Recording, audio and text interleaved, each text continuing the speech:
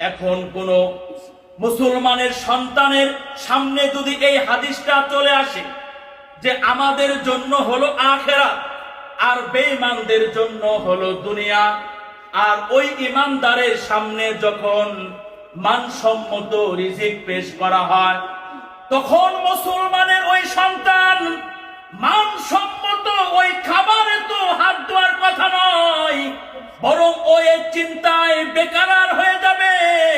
এই যে আমার সামনে অন্যদের তুলনায় দামি দামি খাবার পরিবেশন করা হয়েছে, আমার মন বলতেছে, আমার ভয় হচ্ছে না জানি আল্লাহ আমার প্রাপ্ত নিয়ামত সমূহ আখিরাতে না দিয়ে আল্লাহ বোধহয় আমাকে দুনিয়াতেই দিয়ে দিচ্ছে। এখন প্রশ্ন হচ্ছে, আমাদের জন্য জেলখানা দুনিয়া বুঝলাম, আমাদের জন্য দুর্ভিক্ষের স্থান সেটাও বুঝলাম, কিন্তু কাফের, মুশরিক, বেঈমান, নাস্তিক, মুরতাদ এদের জন্য দুনিয়াটা কি? মিশকাত শরীফের 5203 নম্বর হাদিসে আল্লাহ রাসূল বলেন, আদ-দুনিয়া সিজনুল মুমিনি ওয়া জান্নাতুল কাফির।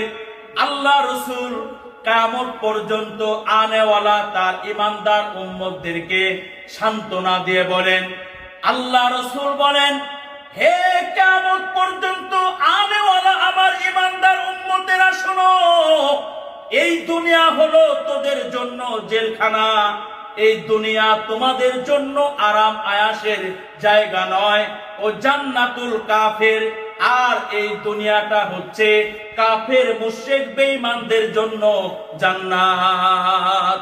এই হাদিস থেকে কি বোঝা গেল? কাফের, মুশরিক, বেঈমানদের জন্য দুনিয়াটা জান্নাত, আর আমাদের জন্য এই দুনিয়া জান্নাত নয়, বরং এই দুনিয়া হলো জেলখানা এবং কি দুর্ভিক্ষের স্থান।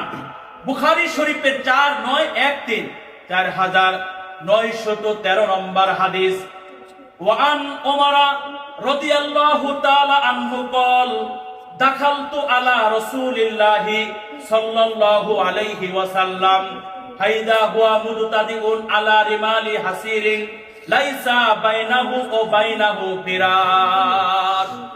আল্লাহর নবীর বিখ্যাত সাহাবী আমিরুল মুমিনিন হযরত ওমর বর্ণনা করেন, আমি একবার আল্লাহর নবীর খেদমতে উপস্থিত হয়ে দেখলাম নবী আমার একখানা খেজুর পাতার চাটাইয়ের উপরে শুয়ে আছে, লাইসা বাইনাহু ওয়া বাইনাহু ফিরাসুন, নবী এবং চাটাইয়ের মাঝখানে কোনো ফরশ বা চাদর কোনো কিছুই বিছানো ছিল না। কদ আসসারা রিমালু বিজানবিহি, ফলে ওই চাটাইয়ের